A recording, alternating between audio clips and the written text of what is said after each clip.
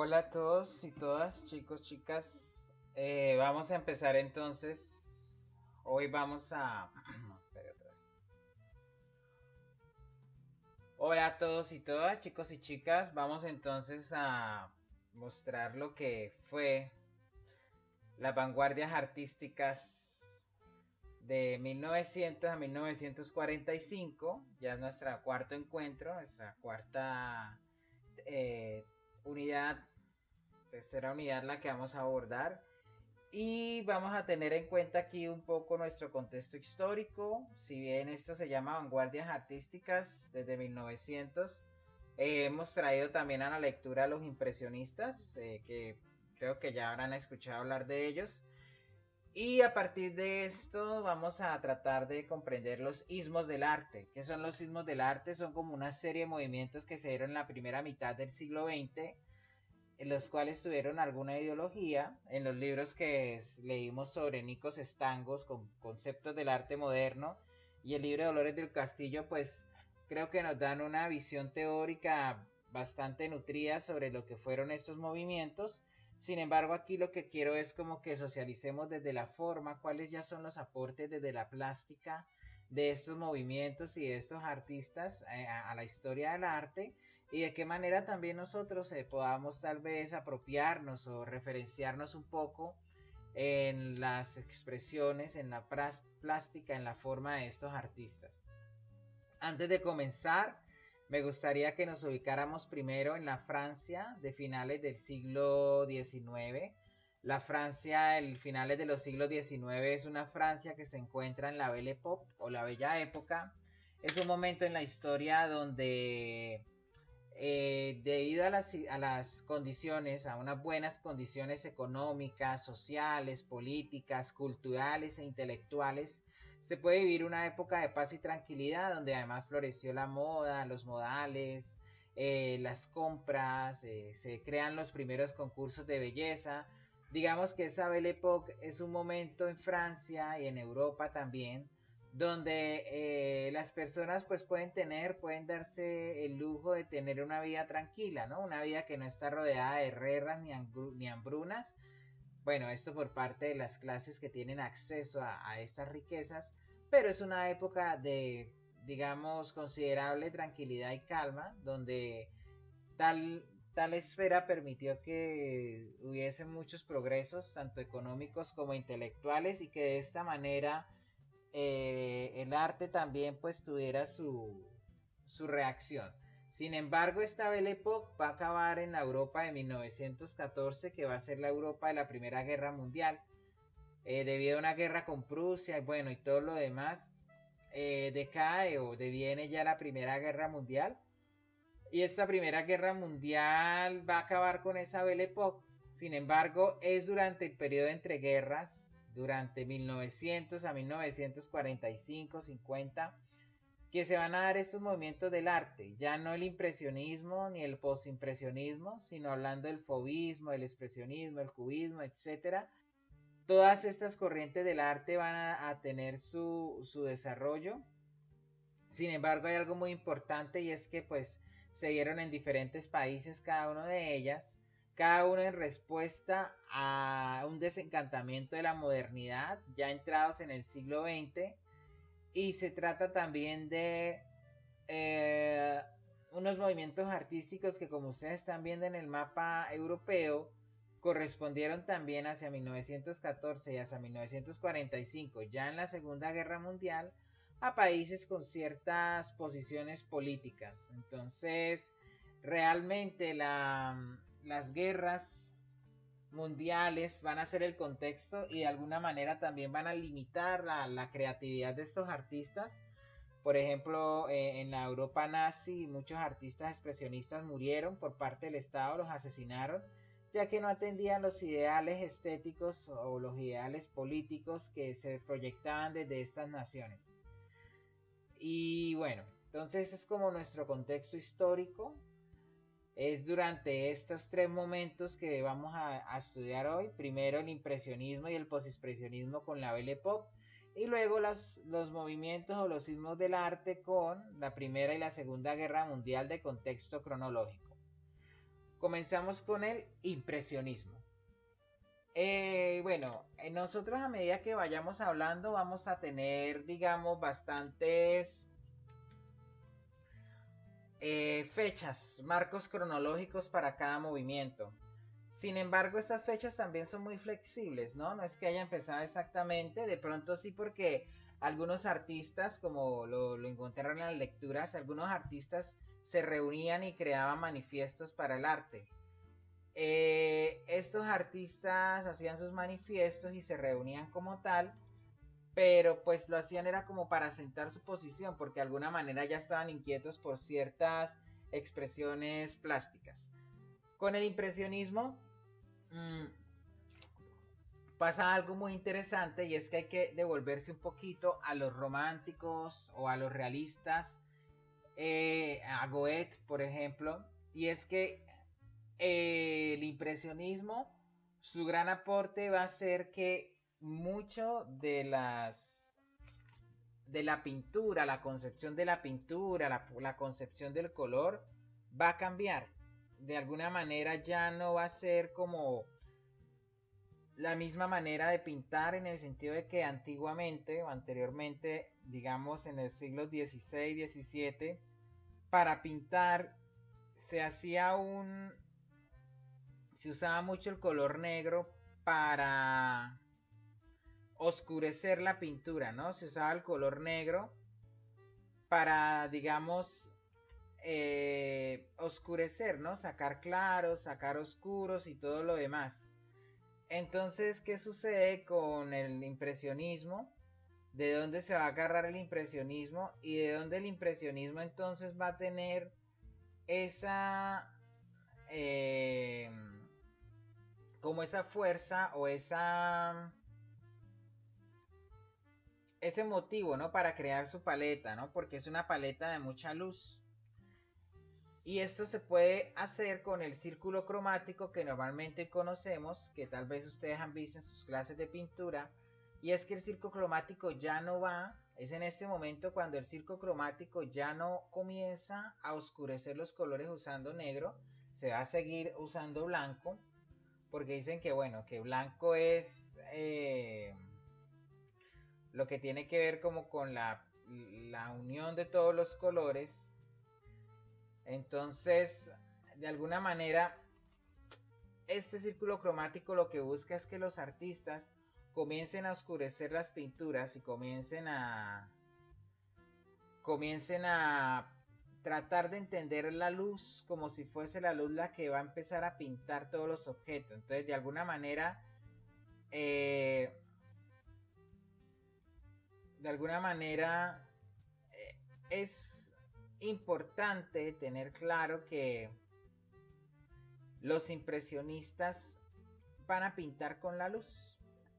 Ellos van a ignorar el negro porque van a empezar entonces, digamos, el color amarillo va a empezar aquí en este círculo cromático que tenemos aquí a la derecha. Entonces ya el color amarillo que lo tenemos ahí a la derecha no vamos a hacer no vamos a oscurecerlo con un color negro, no, vamos a oscurecerlo con un color morado. Y por ejemplo un color rojo, el tono de rojo, el tono de los colores cálidos, entonces ya no lo vamos a oscurecer con un color negro, sino que también vamos a oscurecerlo con un color verde. Y así vamos a hacer lo mismo, ¿no? Dependiendo, si yo quiero aclarar un púrpura, entonces pues le voy a echar más amarillo. Pero ahí en ese sentido no es así, porque para aclarar los colores sí se continúa usando el blanco, pero mientras sea para oscurecer, porque digamos si tú vas a oscurecer un morado, pues ya le echas más pigmento magenta. Pero entonces lo que hay que tener en cuenta aquí, muy en cuenta, es que aquí se acaba el uso del color negro. Aquí se acaba el uso del color negro y entonces el círculo cromático va a tomar entonces más importancia para la composición. ¿Sí? Ahora tenemos entonces algunos artistas que cuando vamos aquí, que cuando van a empezar a mostrarse como los impresionistas, entonces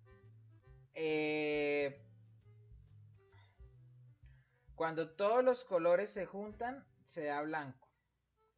Y cuando tenemos el negro, volviendo aquí un poco a esta, es que no hay luz.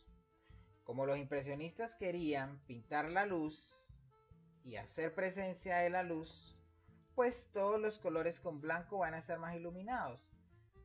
¿Por qué esto? Porque es que también se venía una pintura realista, una pintura que quería imitar los colores de la naturaleza, pero no era así. Digamos que el color y pintar con la luz va a ser el interés, ¿no? Pintar como desde el blanco, a partir de lo blanco, a partir de esos espacios, crear a partir de esas no ausencias de color, pero tampoco ausencias de luz sus figuras. Los impresionistas van a organizar sus exposiciones y es algo importante y es algo que, como vimos, también ya pasó con los románticos, con el romanticismo, y es que los artistas van a tener que de nuevo actuarse y unirse como colectivo para poder validar sus obras, pues no recibían como un apoyo por parte, digamos, de los demás pintores que sí estaban dedicados a lo académico, ya que se aprovechaba mucho la dinámica del café, ¿no? Entonces, digamos, de un café, de un bar, que pudiera, digamos, en sus paredes, en medio de sus mesas y sus borrachos, hacer exposiciones de arte, porque si bien ocurrían exposiciones de arte en París, estas exposiciones también cumplían con artistas que tuvieran sus lineamientos académicos. No era, digamos, tan posible, digamos, no sé si fue, es que siempre confundo Manet y Monet, el del cuadro El desayuno sobre la hierba, que creo que lo tenemos más adelante, este aquí. Él presentó ese cuadro en una exposición de arte en París, pero esa exposición era más académica, entonces su cuadro se lo bajaron, no lo dejaron exponer, en fin. ¿Pero por qué? Bueno, primero, ¿por qué este cuadro? Porque es que este cuadro, Desayuno sobre la hierba, de Manet, de Edouard Manet, muestra es ya la figura femenina desnuda junto con la figura masculina, y esos masculinos que están ahí son burgueses. Y pues generalmente la burguesía siempre había que retratársela como en un momento, en un lugar de demasiado prestigio. Y pues ahí están sentados en la hierba, están sentados en el pasto con dos mujeres, posiblemente prostitutas. Entonces aquí lo interesante es también como revelar eso, no solamente despegarse del negro, el color, la implicancia, sino también como mirar, voltear los ojos hacia otras escenas. En esa primera exposición de impresionistas estuvo Paul Gauguin, estuvo Emile Bernard, algunos artistas, pero pues como les digo, o sea, esto que dice aquí, exposición universal, es porque en la Francia y en el siglo XX se hacía mucho esto, en la Belle Époque, se hacía esto en la bella época de hacer exposiciones universales, que eran exposiciones que se hacían como para mostrar el progreso tecnológico, científico y artístico de una nación. Sin embargo, lo que ellos mostraron fue esto. Los impresionistas entonces, ya pasando unas obras por otras, tenemos aquí a Monet también. Como ustedes pueden ver, lo que aquí más hay es una pintura también muy iluminada, reflejos del mar. Tenemos entonces un sol que está marcado por un punto naranja y que si bien podría casi estar entre los límites de una pintura abstracta, claramente sabemos que se nos habla de un paisaje fluvial con algunas siluetas, ¿no? Los impresionistas van a detectar la luz para poder crear sus atmósferas, como lo podemos ver en los cielos superiores. Ya esta pintura, de nuevo, esta es de Renoir. Renoir se dedicó mucho a pintar la gente en las afueras, la reunión, la vida social, la vida pública. Renoir va entonces a mostrarnos algo muy chévere, es que él nos va a documentar el vestido. Si podemos hablar de una historia del vestido, también desde la historia del arte, una historia de la moda, pueden ser las pinturas de Renoir, ya que él, con su pincelada gruesa, con su pincelada difuminada, porque tenemos que también tener en cuenta que el impresionismo tiene una pincelada, entonces también ya con esa pincelada podemos identificar a los artistas y podemos pensar en el arte, en estas pinturas como una representación como de pastiches, donde se va colocando y se va colocando luz, donde se pinta con luz, con blancos. Aquí tenemos otro paisaje, también de la misma característica. Este es de Bodin Trouville. Este paisaje me parece a mí muy sencillo, de Monet, que sin duda alguna lo que hace es también como dar la mirada al campo, ¿no? No era solamente pensar en la ciudad como lo hacía Renoir. Además que Renoir está representando la Belle Époque, sino como también la otra cara de la Belle Époque, la otra cara que puede ser los molineros, la vida en el campo, etc. También con mucha luz. Tenemos aquí esto que parece una pintura abstracta, pero una pintura que me parece a mí bellísima, porque realmente es un jardín japonés. Estos artistas les gustaba mucho y eso es muy importante. Y es que también va a haber una influencia oriental en el impresionismo, una influencia de ver las serigrafías japonesas, el paisaje, la manera en cómo se aborda, cómo se entiende la naturaleza. Entonces esta pintura, por así decirlo, impresionista de la luz, ¿sí? De captura de la luz, también se va a fijar mucho en la naturaleza, va a dar ese vuelco, va a suprimir también la presencia de la figura humana, pero va a empezar a representar ya con colores más usados, como con el morado, ¿no? Esto no es una obra abstracta, pero nosotros podemos percibir, ¿no? Y también porque pues se ha leído, también su fascinación hacia Japón. Entonces también como la fascinación por retratar estos estanques, estas vegetaciones que de alguna manera permiten hacer esos trabajos. ¿Por qué? Porque yo diría que no tanto el concepto es como lo que pesa en el impresionismo, sino la técnica y la manera en como ellos interpretaron la pintura desde la luz. Tenemos aquí otro paisaje muy lindo, digamos, sí, son escenas costumbristas, son escenas que no tienen, digamos, ningún acto de rebeldía, tal vez. Sí, yo creo que también está como en los límites con lo romántico, con la contemplación del paisaje. Sin embargo, ahí su diferencia está, digamos, esas montañas moradas, ¿no? Esas montañas y esa vegetación que comienza a salir como de colores exóticos o de colores como que fantásticos. Entonces también toda inclusión de estos colores, estos morados, otro tipo de color que no es necesariamente el paisaje, pero que se puede ver. Y como ellos lo pueden ver por medio de la exploración de las pinturas, porque para ellos también la pintura era algo, y efectivamente lo es, como el color es pura física. Más escenas cotidianas, la anterior pintura era de Rossignol.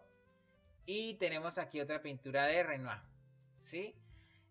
Dos hombres abordando una mujer, tenemos una figura pequeña, podemos ver el vestido, podemos ver la manera en cómo se hace el piso de esa obra, a partir de pinceladas grandes dispersadas como a modo de piedras. Y también vemos que por más que haya árboles, por más que estén en medio de una vegetación de sombras y todo, la luz se refleja por ahí y está por ahí en el piso, ¿no? Lo que cae y lo que atraviesa las ramas. Hay algo interesante en el impresionismo y es que así como aquí empezamos a ver en este piso como punticos y punticos y punticos, ¿sí? Así como aquí empezamos a ver esto para poder hacer la composición, si nosotros nos acercamos a la pintura vamos a ver que ellos pues no pintan en un color plano, no hacen un difuminado tampoco, sino que a partir de poner como parchecitos de pintura, parchecitos y parchecitos de pintura, es que ellos van a hacer sus composiciones, ¿no? Entonces, ¿qué pasa? Lo que encontramos aquí con Seurat es algo que se llama el puntillismo y es hacer obras de arte a partir de punticos. Entonces, a partir de punticos se hace una gran figura. Sin embargo, pues eso también responde más ya al postimpresionismo, que va hasta 1910, pocos años antes de que estallara la Primera Guerra Mundial, y que también se enlaza bastante con la Belle Époque. Entonces, ¿qué sucede con Entonces, ¿qué sucede con el posimpresionismo? Tal vez los mismos pintores, ya no todos, que habían iniciado el impresionismo, van a continuar produciendo sus obras impresionistas, y digamos que va a ser lo que va a abrir la posibilidad después de ese multiverso de movimientos artísticos que se dan. Ese posimpresionismo pues realmente lo que va a hacer es sintetizar más la figura. Aquí digamos hay algunos detalles más realistas, por así decirlo, digamos en cuanto a la tridimensionalidad de la pintura. Ya el posimpresionismo va a abogar por un dibujo tal vez no tanto caricaturesco, pero sí más con una figuración más, una figuración menos realista o menos academicista, por supuesto, a partir de puntos y puntos y puntos de color, y a partir de estos puntos de color es que se empiezan a formar las composiciones artísticas, ¿sí? Tenemos aquí creo que se llama Domingo en el río. Eso es de Seurat, si no me equivoco. De George Seurat. Entonces, como podemos ver aquí, la naturaleza, todo, no son grandes pinceladas, son pequeñas pinceladas. Y a partir de esas pequeñas pinceladas, es como si ustedes tomaran un marcador y entonces con el marcador empezaran a colorear, no coloreando así de manera normal, sino simplemente coloreando con pequeñas pinceladitas.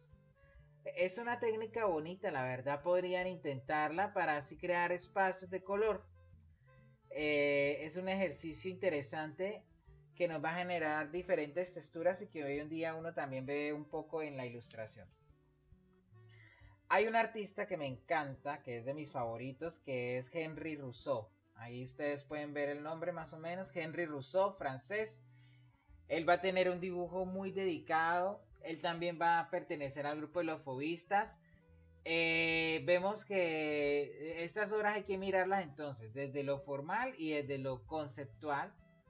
Aquí es una representación de los bailes populares, de los bailes típicos, una celebración típica que puede ocurrir en Francia, y ustedes ven al lado derecho de la obra una serie de personas con sus pelucas, una serie de personas posiblemente gobernantes o burgueses, que desde su posición simplemente pues se limitan a observar lo que está haciendo el pueblo, ¿no? Que es danzando, celebrando, como en una feria, en fin. Vemos que Rousseau se sale un poquito porque él no está pintando como de la manera puntillista. Sin embargo, vemos que también tiene sus colores planos y también de todas maneras intenta ser muy diverso en los colores que emplea. Tenemos aquí esta mujer de Camille Pissarro. De nuevo, no es que el posimpresionismo sea una manera diferente del impresionismo. Es como la serie de pintores que viene después del impresionismo. La serie de pintores que sigue ahí aún dándole y trabajándole a esto. Y de nuevo, como les digo, aplicando el pincel de forma puntual para formar un gran cuadro. Tenemos también esta, por ejemplo, entonces de Émile Bernard. Él también, digamos, podemos ver aquí en las monjas, en las caperuzas de las monjas, que también es como una pintura que desde lejos pareciera blanco, pero que de cerca uno se da cuenta, uno siente la pincelada. Aquí ya hay una pincelada más larga. Sin embargo, lo que tienen en común estas cuatro obras sigue siendo es el rechazo a lo académico, a la realidad, y la posibilidad de recrear obras de arte que pinturas que no estén lineadas necesariamente por lo realista o por la representación académica, sino que se despegue de esta. Este paisaje es lindo. Vemos que unos están más acentuados con otros con el uso del puntillismo. Y cabe aquí entre los posimpresionistas, cada uno también con su investigación, Gauguin, Paul Gauguin, viajó a Haití, y en Haití él encontró otra paleta de colores. Haití es una isla francesa que queda en la Oceanía. Tahití. él fue a Tahití y en Tahití, France, eh, encontró tipos y costumbres de allá, colores de allá, pieles de allá, textiles de allá, naturaleza de allá. Y con toda esta naturaleza que él encuentra allá, pues encuentra realizar sus cuadros. De nuevo, yo no diría que es una caricaturización, simplemente diría que son sus interpretaciones y sus estilos para la pintura, porque no es una caricatura, porque no se está burlando de nada, es más bien una documentación a partir de su estilo. Tenemos aquí esta obra de Robert Anthony Pichon, igual, muy parecida con las anteriores. Y este cuadro súper lindo de un señor que se llama Schutzenberger, La isla del Rin, el del río Rin, ¿no? El río europeo. No sé si ustedes han percibido en todas esas pinturas que el color violeta es muy predominante, como una aura violeta, como si todas las pinturas le hubiesen pasado un filtro de Instagram morado. Bueno, me parece a mí que estas pinturas tienen ese componente, tal vez porque el morado era efectivamente el color más usado para oscurecer y también el blanco para sacar luces. Sin embargo, mi favorito es Henri Rousseau,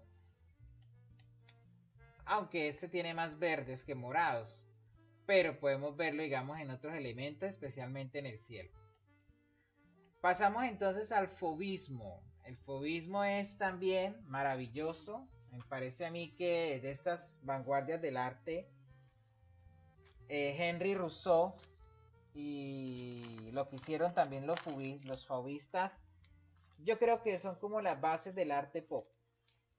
Porque el fauvismo, como su nombre lo indica, y como estaba en manifiesto ahí que aparece en el libro de Nikos Stangos, el fauvismo va a ser pintar como bestias, como fauves, va a ser francés este movimiento.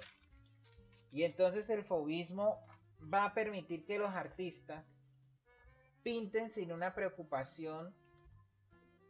Esta obra es de Henry Maurer. Pinten sin una preocupación, ya ni siquiera, o sea, dejamos lo académico, dejamos lo realista, sí, porque recuerden que lo realista no necesariamente es académico.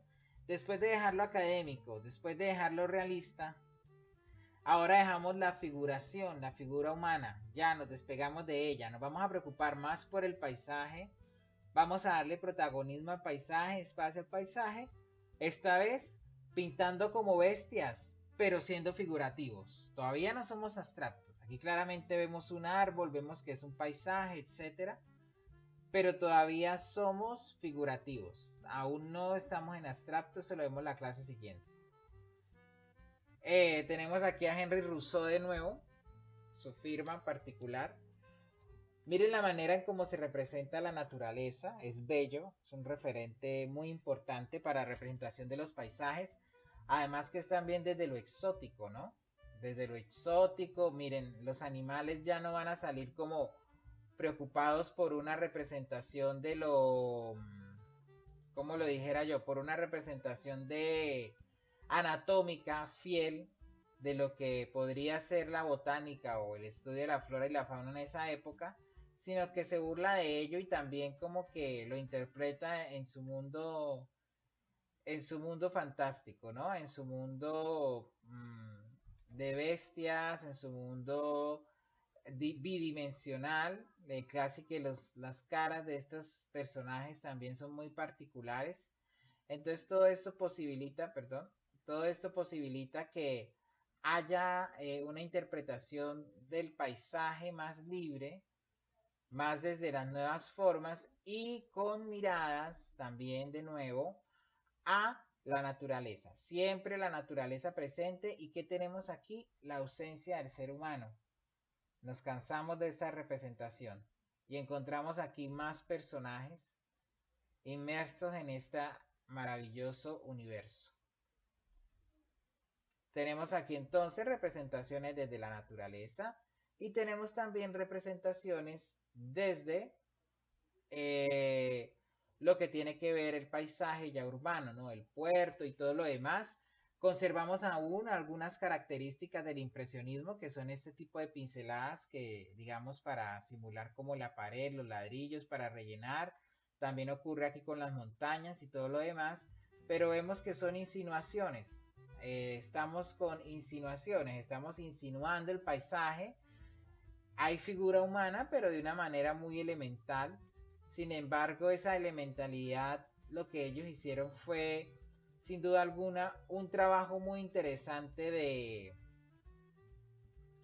sintetizar la figura humana, ¿no? Un trabajo muy interesante de esto, de sintetizar la figura humana y la posibilidad de entonces pensar el paisaje ya desde algo también más fauvista y con otros colores.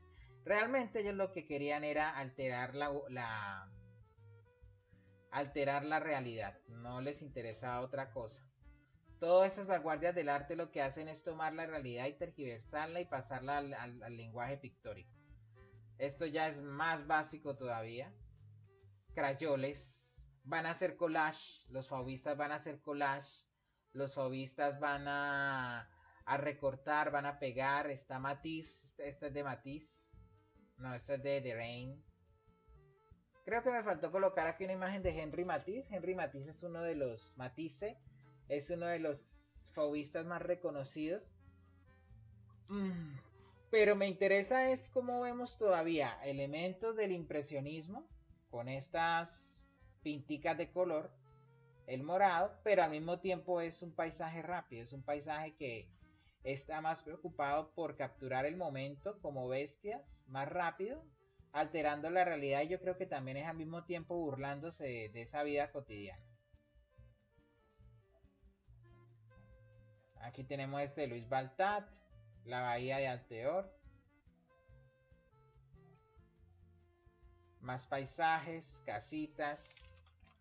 Tal vez hoy en día vemos este tipo de paisajes en algunas tiendas de artesanías o en algunas galerías de arte. Podemos encontrar este tipo de paisajes aún que remiten al fauvismo, pero que pues decorativamente funcionan. No voy a negar que son lindos. Este es maravilloso.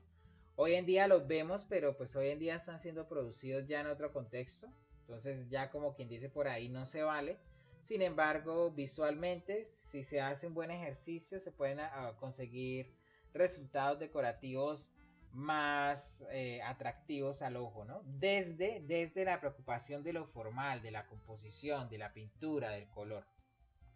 Este sí es de Henri Matisse. Esta madame es hermosa, mujer con sombrero.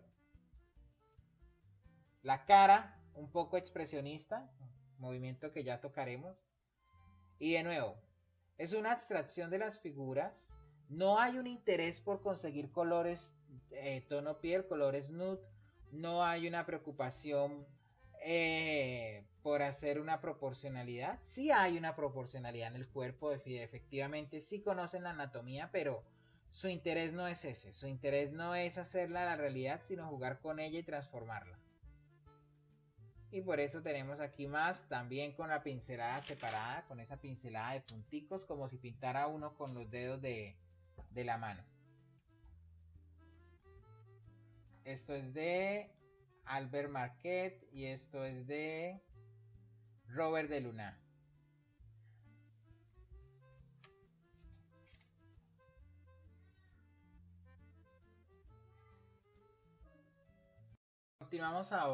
Continuamos con el expresionismo. Miren que el fauvismo estuvo... El fauvismo estuvo entre 1905 al 35 aproximadamente, todas las fechas son aproximadas. Y a la par, mientras el fauvismo se vivía en Francia, en Alemania teníamos el expresionismo, que se dio efectivamente más o menos desde la Primera Guerra Mundial. El expresionismo es muy básico en cuanto a su concepto. Ya ustedes le leyeron, bueno, manifiestos y tal. Pero realmente surge como una respuesta sentimental, un sentimiento o un desahogo frente a la guerra.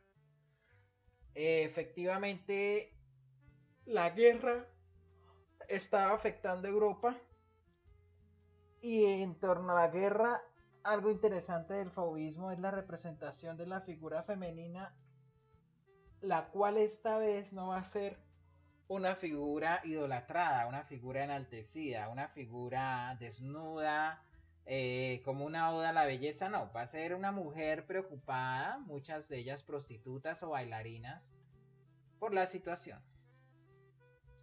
Algo que sin duda alguna va a destacar mucho al expresionismo es la línea negra. Esa línea negra, especialmente los rostros, y por eso se va a llamar expresionismo, porque es una línea expresiva.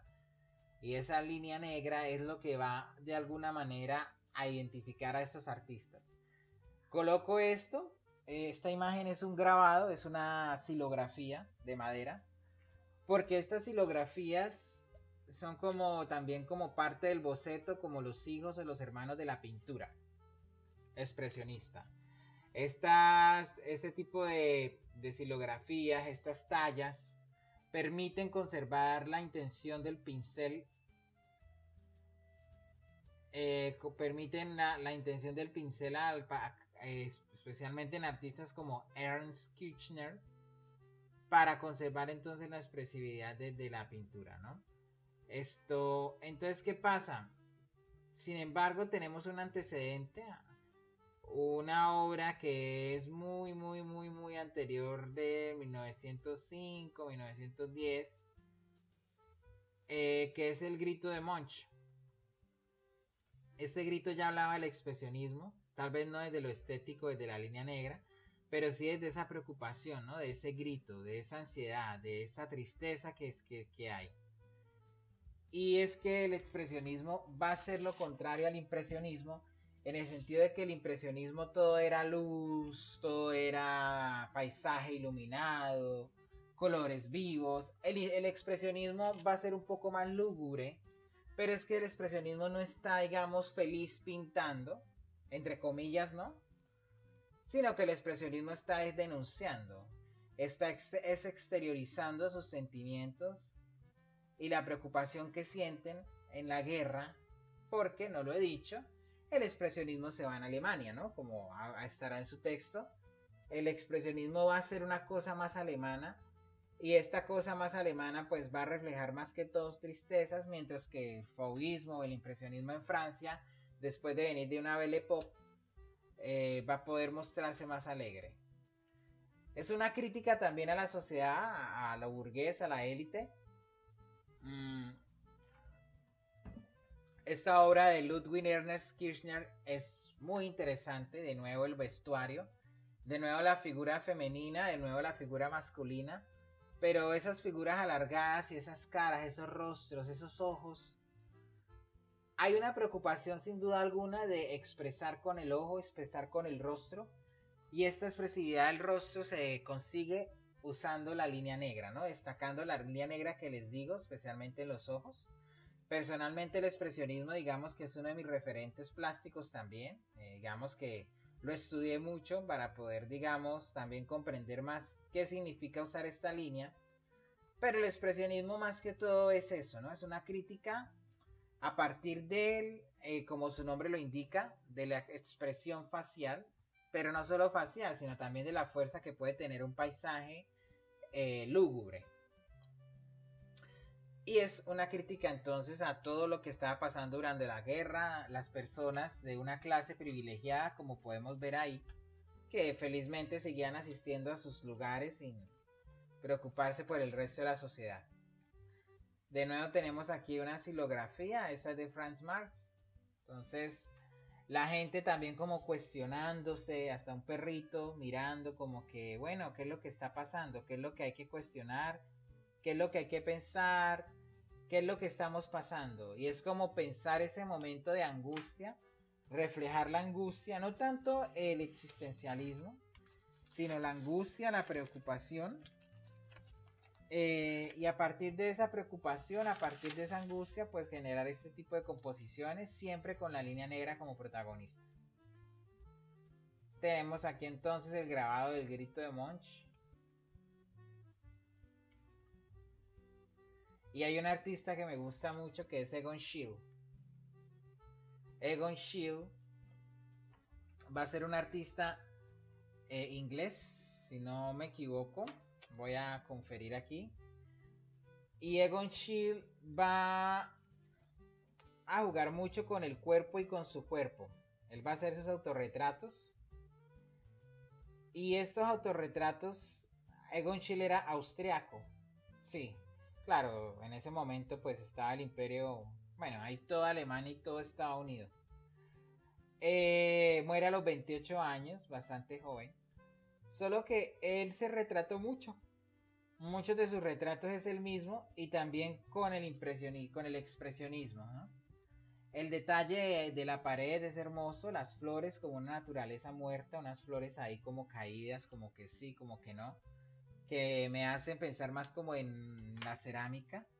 Entonces todas estas obras de Egon Schiele va a ser esencial, va a ser clave como un artista que se autorreferencia, ¿no? Tiene aquí su cuarto también. Miren la fuerza, o sea, la pincelada es gruesa, aunque esté pintando como en veladas. Sí, se llama así, ¿no? Lo de la cama. Y entonces es eso, o sea, es como esa posibilidad de Shield de expresar, ¿no? La fuerza del pintel, ¿no? Se siente la fuerza de la mano. Está aquí esta niña que es de Ludwig Quirners, Franz enfrente de una silla. Eh, los expresionistas, o sea, en esa época a nadie se le ocurriría pintar una mujer verde, con la cara verde, atrás sí normal. Parece ser una silla eso, pero para mí tiene como una forma implícita de un cuerpo humano. Y miren el vestuario, la camisa de la niña, va a tener pinticas. Entonces de nuevo es la persistencia, o sea, todos esos artistas del impresionismo dejaron una huella increíble y abrieron el camino para los demás ismos del arte. La ciudad, como les mostré ya otra vez, la ciudad lúgubre, la dinámica de la ciudad ha cambiado con la guerra. Y si esa dinámica de la ciudad ha cambiado con la guerra, no ha sido para bien. Recuerden que veníamos de una Belle Époque y ahora pues la ciudad comienza a verse un poco más oscura, un poco menos movida, menos animada, pero con la posibilidad de, ¿cómo decirlo yo? Con la posibilidad de que la ciudad se convierta también en un espacio de reflexión, porque vamos a ponerle expresión a un bus, a una casa, al ambiente que se está representando va a tener una expresión y esta expresión va a continuar por medio de objetos y que son objetos o lugares y espacios cotidianos por medio de la línea negra. Esta imagen se me pixeló. Hay un movimiento también que es el jinete azul también, ¿no? Que aparece en el texto, que también son posibilidades del expresionismo por medio de los animales, por medio de ese tipo de representaciones. Entonces también hay un interés, pero si miramos esa imagen, son 3 caballos solitarios. ¿Dónde está el jinete? Se ven en un espacio como amplio, pero pues de todas maneras queda como a la imaginación cuáles serían estos significados, esos propósitos de estas pinturas dentro del expresionismo. Sin embargo, se trata sin duda alguna de figuras fuertes, de carácter fuerte. Tenemos aquí ya finalmente otras litografías, otras pinturas expresionistas. El retrato de la fuerza, el retrato de la fuerza del Estado, de los policías. Porque recordemos que hay 2 tipos de violencia en los estados, la violencia simbólica y la violencia física. La violencia física es la que va a ejercer la policía, la simbólica es la que ofrece por ejemplo el Estado en la educación. Una violencia que nos lava el cerebro, pero bueno. Y esta violencia física materializada a través de un soldado, de un policía, pues también es importante, ¿no? Atrás una pintura de un desnudo, pero también, digamos, aparece esta persona, le falta una mano. Pero es justamente eso, una cara demacrada, una vista caída. Ese es el expresionismo, la angustia, la soledad. No el existencialismo, porque estamos en guerra. pero sí la angustia, la soledad. Eso es lo que hace falta allá. Tenemos entonces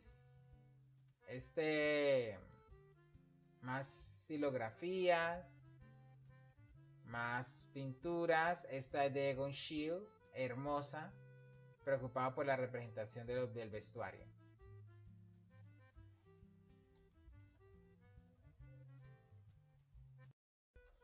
Continuamos ahora con el cubismo.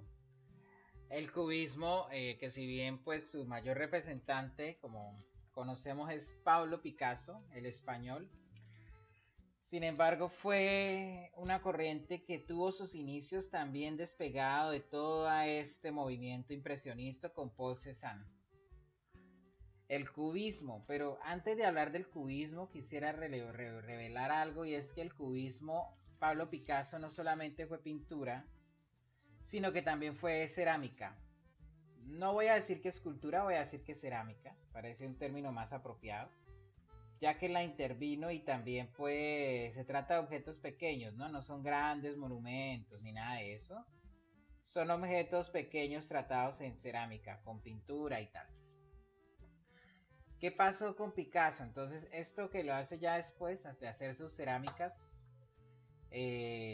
hacer animales y todo eso, toda la inspiración que tuvo Picasso, como lo podemos ver en esta imagen del centro, casi toda esta inspiración de Picasso tiene que ver más con su contacto con África y la apropiación de esta cultura, ¿no? De las culturas africanas y de sus representaciones. ¿Por qué? Porque a partir de esta forma, vemos aquí este retrato de Picasso, de Juan Gris. Picasso tuvo que ir, o Picasso encontró su inspiración en las máscaras africanas, en la escultura africana y en estas expresiones populares africanas, ancestrales o aborígenes, ¿no? El término pues queda ya como para investigarlo más a fondo. Sin embargo, el cubismo, bueno, el impresionismo con Paul Cézanne da cierta libertad para despegarse de la forma. De nuevo es un movimiento que surge contemporáneo con el expresionismo, con el fauvismo, sí, se va dando también de todas maneras. Sin embargo, la clave del cubismo es la desfragmentación, pero es que esta desfragmentación de la figura, casi abstracción, se da es por África, porque había un contacto con África, y estas máscaras llamaron la atención por su estética, por su belleza también, para que se llevara una pintura europea. Entonces, muchas de las pinturas que vamos a ver de Pablo Picasso, muchas de ellas van a ser pinturas inspiradas en las máscaras africanas. La manera de contorsionar la nariz, la manera de fragmentar el rostro. Y si miramos a Paul Cézanne también, esta es una obra de Fresnaye Conquest of Air, con la conquista del aire de Fresnaye. Estos artistas, digamos, y de ahí va a derivar el orfismo y luego el vorticismo, que también lo vieron, lo que hacen es abstraer el paisaje, traducirlo, ojo, traducirlo a las figuras geométricas. En cuanto a su temática, pues puede ser un poco surreal también, ¿no? Figuras más grandes, una reorganización del paisaje, etcétera. Los colores de nuevo pues vivos y tal. Sin embargo esto es de Juan Gris, creo que esto es de Juan Gris. Entonces es simplemente también volver a las naturalezas muertas, también volver a la representación del bodegón, a la representación de las frutas, de los vegetales, ¿sí? También es volver a esas representaciones, sin embargo ya más orientados a una abstracción de la silueta o de las figuras. Juan Gris pues ya está pisando bastante con el purismo y el orfismo, que son los movimientos resultantes del cubismo. Y también se va a destacar como unos periodos azules, unos periodos rosas, también limitados entonces por el color que resulta de interés para los artistas, ¿no? Porque pues eso también va a tener que ver mucho. Ellos tienen unos periodos de color, el cubismo, Y a partir de eso vamos a encontrar sus obras con determinadas gamas de color. Esta obra, La señorita de Aviñón, son máscaras africanas. Son cuerpos desfragmentados, cuerpos geometrizados, escenarios desnudos. Es representar la figura femenina desnuda, ya no desde su canon de belleza típico, ¿no? No con difuminados, no con nada de eso. Simplemente es la representación del cuerpo a partir de esa propia fragmentación y desconfiguración, a partir de lo que puede ofrecer la inspiración africana y también a partir de lo que el impresionismo venía estableciendo como lo permitido en el arte. Hay algo interesante de todos estos artistas, es que ellos tienen una etapa académica, o sea, hay algo que hay que decirlo, chicos y chicas, y es que cuando uno entra a la universidad, los primeros trabajos que uno hace en la universidad no son las grandes piezas de arte, o sea, uno hace cosas ahí como porque uno está empezando y porque aún no se ha encontrado un lenguaje. Pero si algo es cierto es que estos artistas, antes de llegar a estos lenguajes y a estas configuraciones estéticas, a esta figuración, ellos habían tenido una etapa académica. A ellos les tocó pintar con bodegón y con caballete y con, incluso yo creo que hasta con sombrero de artista. Sin embargo, independientemente de eso, es un proceso que hay que pasar por él. Y yo creo que aún en día hoy uno sufre en la universidad a veces con esos procesos.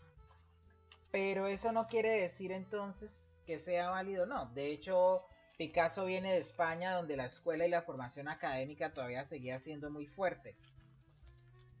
Lo que hay que pensar es eso, es como pensar en todos esos pasos que tiene que dar un artista, porque sin un conocimiento anatómico del cuerpo, desde lo académico, Picasso no hubiese podido desfragmentar las imágenes sin conservar la proporción. Aquí vemos una imagen de un cuerpo femenino, de cuerpos femeninos desnudos, desfragmentados, geometrizados, pero no dejan de ser los cuerpos femeninos, no dejan de ser una proporción y no dejan de tener una dinámica estética que los haga agradables. Y otra máscara africana, la pongo al lado. Básicamente el cubismo sería esto, chicos: adaptaciones de lo africano, fragmentación. Sabemos bastante de Picasso, pero digamos, en el libro de Nikos Estango se divide el cubismo y también se habla del orfismo y del purismo. Pero es que se puede decir que después del cubismo nacieron dos hijos que fueron el orfismo y el purismo. Y el orfismo es como pintemos y ya, pintemos con formas, con colores, no nos preocupemos. Sin embargo, el orfismo lo que quiso hacer fue alejarse de la representación de la figura humana, alejarse de la representación de lo humano, pero no tanto de la representación del humano, sino de la representación de lo existente. Por eso es que van a ser más abstractos también, porque es una representación de lo existente. ¿Qué quiere decir una representación de lo existente? Una representación de lo no existente, alejarse de lo no existente, o sea, vamos a representar lo que no existe. Y vamos a, o sea, si realmente queremos pintar y cambiar la forma, pues pintemos por pintar.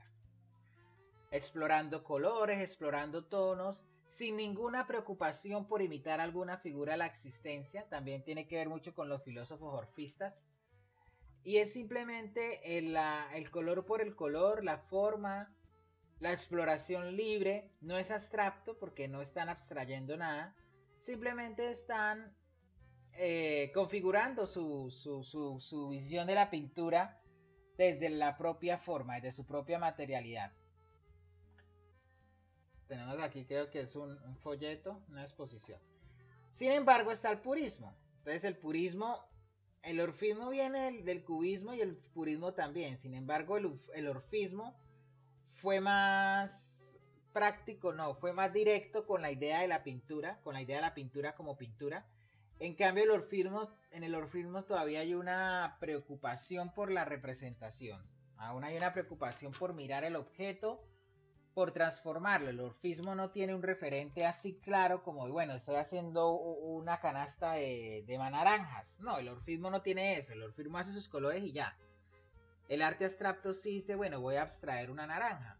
Y el purismo dice, no, voy a siluetear las formas que me rodean, voy a partir de las siluetas, voy a empezar a hacer eso. Entonces tenemos, por ejemplo, a Amedeo Cefin, que son naturalezas muertas de nuevo, pero lo que tienen de chévere estas naturalezas muertas es que tienen un toque futurista también, ¿no?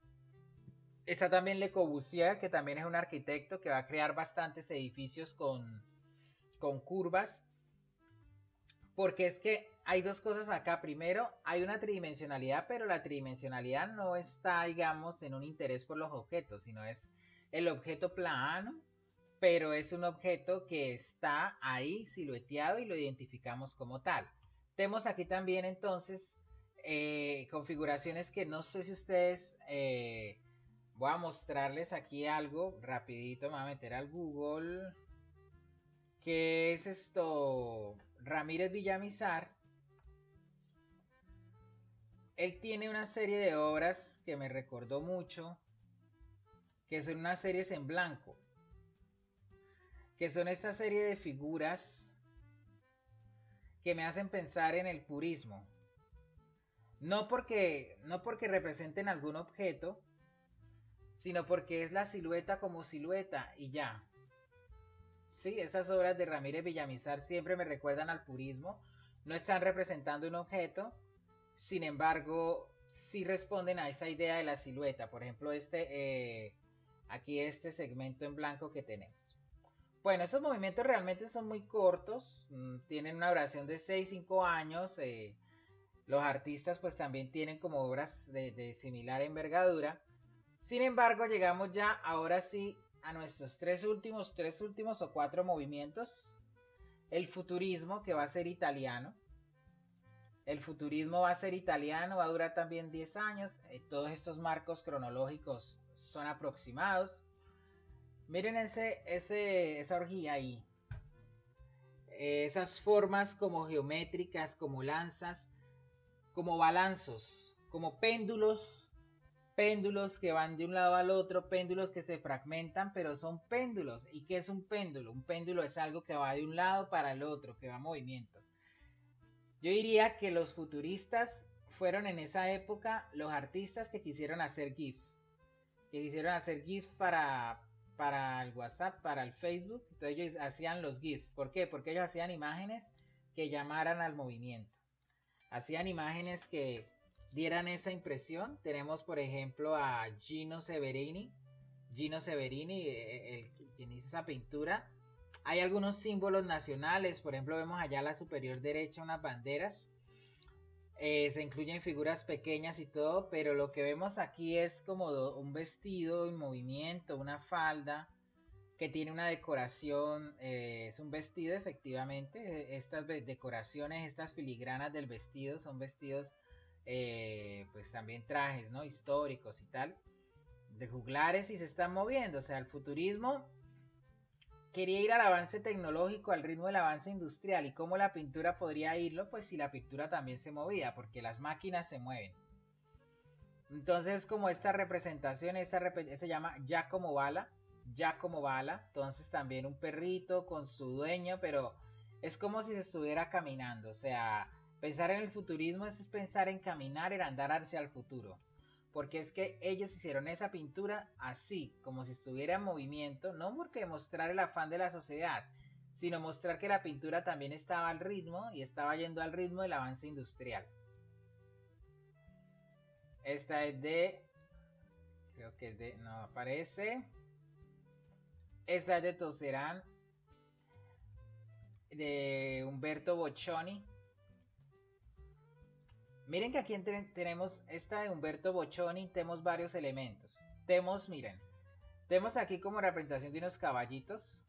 Podemos ver aquí el caballo. Encuentra el caballo. Pero miren cómo hacen todas estas pinceladas parecidas a los impresionistas o a los puntillistas, ¿no? Atrás un paisaje, pero de nuevo, el afán no. La carrera, el ir adelante, el no estar quieto, ser un péndulo, estar en movimiento. Después de esto, pues también tenemos el vorticismo, que el vorticismo va a ser como primo del orfismo, en el sentido de que el vorticismo también va a rechazar la representación de las cosas reales, va a rechazar la representación de lo humano, de alguna manera, y ellos iban a extraerlo. Existía una revista que era la revista Blast, y esta revista Blast entonces publicaba algo sobre algunos artistas, y es interesante ver que esta revista publicó en uno de sus volúmenes una imagen de los vorticistas, digamos que ahí en 1914 es que nace el movimiento como tal, pero la verdad es como algo más desde lo geométrico, tiene que ver con el futurismo, pareciera movimiento, sin embargo ellos también rechazan la representación de la figura humana y de lo existente, también es una exploración meramente geométrica, abstracta, pero digamos abstracta en este sentido. Aquí donde vemos la revista Blas, vemos aquí como un tipo de militares, de personas con armas, si las percibimos. Sin embargo, el resto que nos queda es el placer por la forma y por la figura. Tema que esto de Bomberg, esto aquí es de la revista Blas. Entonces digamos de alguna manera, eso es de Lewis Red. También es movimiento, también es repetición, también representa la continuidad, ¿no? También representa como el avance industrial, todas las revoluciones que tenía la industria, pero también es en un momento, en un tiempo entre guerras, ¿no? Entonces eso también tiene que ver ahí porque pues el desarrollo entonces no llega a ser igual, pero de alguna manera el vorticismo puede jugar con eso, tiene para jugar con eso, y el vorticismo es sin duda alguna como uno de los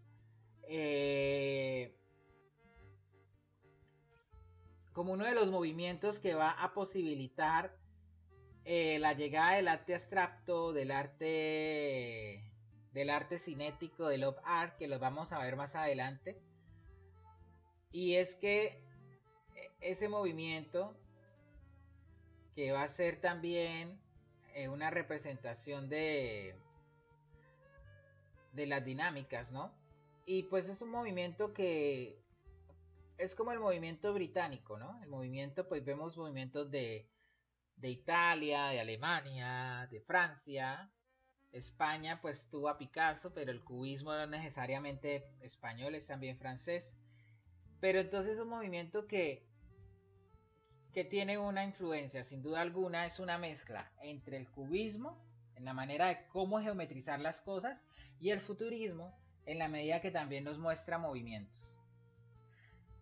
Llegamos ya entonces, Nikos Estango coloca en un mismo capítulo el Dada y el surrealismo. Yo aquí los he separado porque el surrealismo me parece más hacia la pintura y el dadaísmo más hacia el ensamble. Surrealismo entonces sale con sus manifiestos. Recuerden, si ustedes quieren algún día montar una vanguardia del arte, montar eso, inventarse una vanguardia artística, tienen que hacer un manifiesto. Si ustedes no hacen un manifiesto, nadie les va a creer. Entonces tienen que hacer un manifiesto artístico. Ellos lo hacían, lo publicaban en los periódicos literarios, porque además son movimientos que van acompañados de la literatura, igual que los otros que ya habíamos visto. Y sin duda alguna,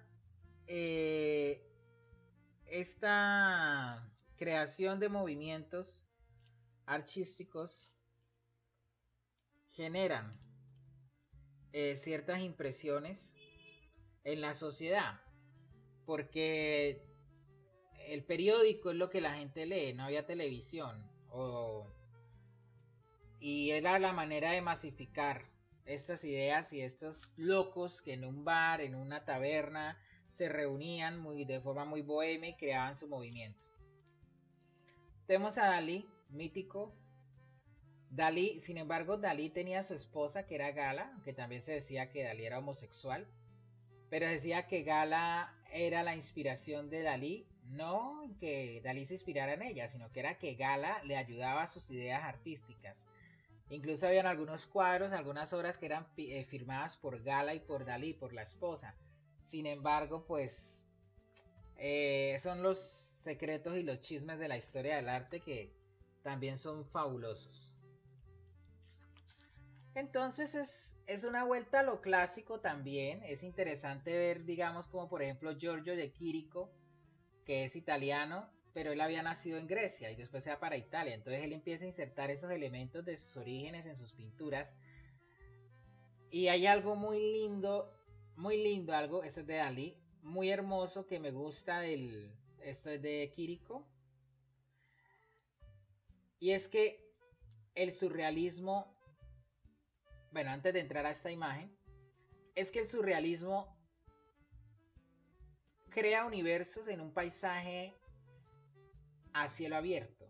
O sea, estamos hablando de retratos de cosas que están en el interior, de cosas que suceden en el interior en un interior arquitectónico, pero ellos lo hacen todo a cielo abierto. O sea, es como la presencialidad y la intervención del espacio, y justamente se trata de eso, de intervenir en lo real.